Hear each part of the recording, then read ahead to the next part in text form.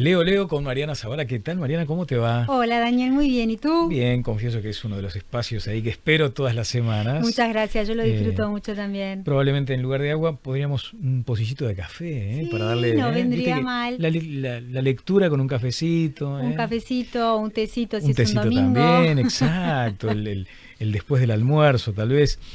Mariana, bueno, tenemos algunos recomendados de la semana. Hay uno que tiene que ver con Ruperto Long.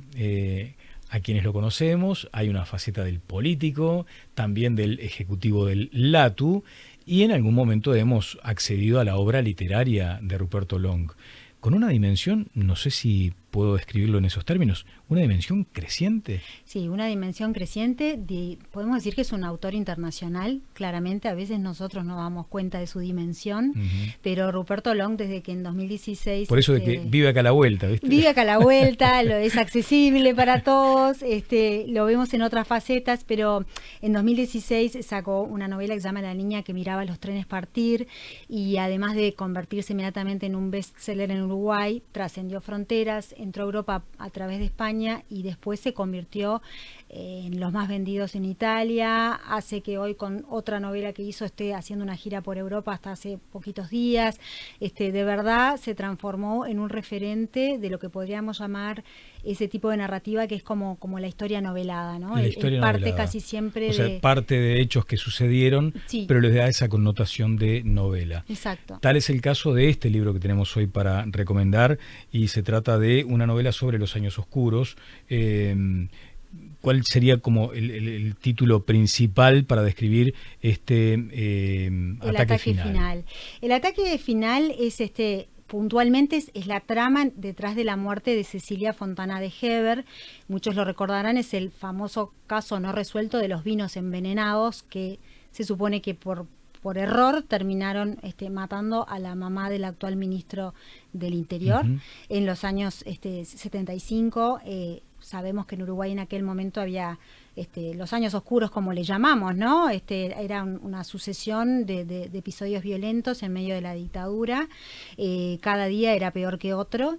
Y entonces lo que hace Ruperto es meterse en esta década y realmente pinta ese Uruguay bajo el manto también regional del Plan Cóndor. Se centra en lo que es el personaje de Cecil, como la llama él, la recrea, nos muestra a la ama de casa, a la madre de cinco hijos, claro. A la madre preocupada por la situación de inseguridad en el país, y que termina salpicándola a ella misma con su muerte a temprana edad. Sí, y que por otra parte pudo haber otras víctimas. La investigación determinó eso, justamente. Exactamente, ¿no? sí. Y Ruperto lo recoge eso también. Ruperto lo recoge, la verdad que es un libro que está muy bien documentado como él lo hace. Tiene partes de novela y eso se agradece porque hace que uno entre directamente en vivir esos episodios, pero es como el ápice de algo mucho mayor, que es la trama de asesinatos que hubo en torno a esos años oscuros. Se mete con las vicisitudes de los episodios de Selmar Michelini y Gutiérrez Ruiz. Hay una historia novelada, pero súper documentada, de los intentos fallidos de asesinar a Wilson Ferreira Lunate y sus escapes. Tenemos una novela que se desarrolla, por lo tanto, en Montevideo, en Buenos Aires y en Londres. Tenemos intrigas desde la CIA, las diferentes facciones militares que estaban en aquel momento. De verdad, se lee como un thriller, pero lo más tremendo es que es todo verdad. Claro. Eso, qué interesante, porque además este género narrativo que transforma hechos que sucedieron en novela, de pronto explican algo que cada tanto me pregunto, y es, ¿hay público para estos relatos de años tan oscuros, tan jorobados para todos? ¿Hay quien todavía tiene avidez de conocer? Y de pronto tal vez aquí está la explicación. Si lográs contarlo con este estilo, probablemente encuentres también a personas que en primera instancia dicen, bueno, esto ya fue historia del pasado, esa historia reciente que no me interesa, cuando te atrapa un thriller, como decís, y probablemente ahí te sumerjas en eso. Tiene eso, por supuesto, lo del thriller hace que la gente se sume, y de hecho es de los géneros que se acompañan más desde la lectura, pero también este tiene como plus que este es un episodio que nunca había sido tratado como tal. Ajá. De verdad nos da como otra perspectiva, o una lectura nueva de los hechos, sí. Y en ese sentido también para el lector que le interesa estar informado es un aporte. Yo te diría que es un libro de doble entrada. Claro, que está bárbaro ese concepto de la doble entrada. Además, él en todo momento dice que es testigo de todo esto, ¿no? Sí, claramente. De hecho, parte de la novela, él cuenta cosas personales que vivió.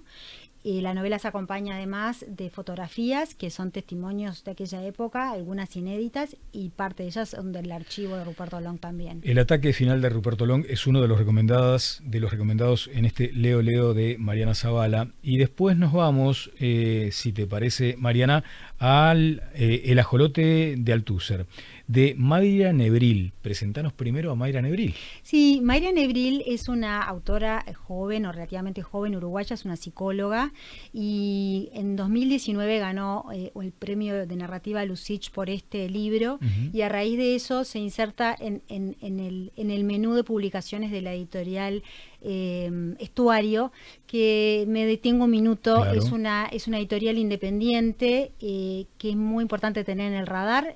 Como todo proyecto independiente, empezó chiquito y muy específico para una literatura de nicho, y hoy de verdad que tiene un montón de joyas literarias de la narrativa actual uruguaya, así que recomiendo tenerlo en el radar. Y traje a Mayra Nebril porque es un ejemplo. El libro salió ahora en febrero y ya tenía una linda trayectoria. Es una lectura que puede, por un lado es casi que como tragicómica, pero a su vez es una lectura de esas que nos dejan pensando, ¿no? Sí, porque ahí se mencionaba, cuando leía tus comentarios previos a esta entrevista, es que era como un choque de tres mundos también, ¿no? Sí, exactamente. Mira, la anécdota concreta del libro es sobre la obesidad, es decir, hay en el mundo imaginario que plantea la autora, hay una pandemia de obesidad que no está muy lejos de la realidad. Totalmente. Pero plantea ese mundo imaginario, y en esa pandemia se permite, entre otras cosas, que haya una organización que se llama Asume, que te lo leo porque es muy gracioso, es Adelgazamientos Sociales, un mundo mejor existe, que lo que vende de algún modo es: tú entras, te sometes a ellos, te meten en una cápsula en la que vas a permanecer unas buenas semanas, no se sabe qué te va a pasar, pero vas a salir siendo una persona nueva, entre otras cosas, una persona delgada. Claro. Entonces, ese mundo que es un disparador, como te digo, con cosas tragicómicas, se le suma un aditivo que es el personaje central, que es un periodista que está dispuesto a someterse a esto, con la condición de que cada una semana lo dejen salir y que él cuente qué está pasando allí. Mira, así que el periodista gordo. El periodista gordo tiene que bajar 80 kilos. Casi nada.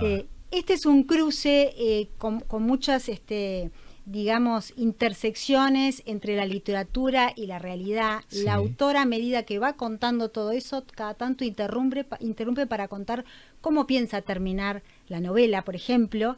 Entonces, ella se confiesa gorda también. Esto es una búsqueda que ella ha tenido, y de verdad está hecho como en dos niveles, que el autor se siente como cómplice de la autora también, a medida que el lector va avanzando las páginas. Claro. Creo que está construido de una manera muy interesante, y bueno, nos termina hablando un poco de esa metamorfosis en las que muchas veces uno quiere caer porque quiere caer bien a los demás, ¿no? Sí, bueno, puede haber algo así como de irreverencia para desnudarnos como sociedad con humor, si se quiere. Exactamente. A veces las peores cosas hay que decirlas con humor, ¿no? Exactamente. Lo que nosotros nos vamos a quedar con una sonrisa dibujada, por un lado, a medida que avanzamos, pero por otro lado con el peso de una voz interior que nos va a ir diciendo cosas. Claro.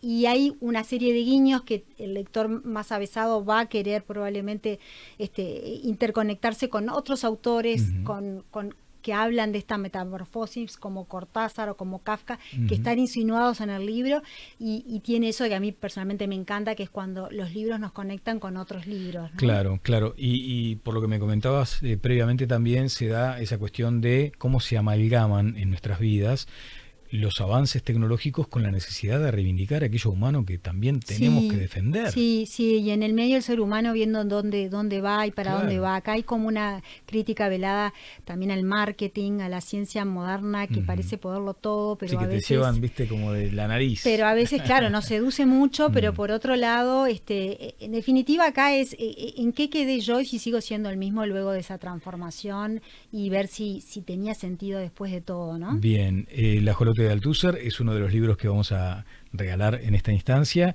y El ataque final de Ruperto Long. Ustedes pueden participar de esto siguiendo estas redes sociales que les describimos aquí en el gráfico. Mariana, muchas gracias. Gracias a ti, Daniel, nos vemos.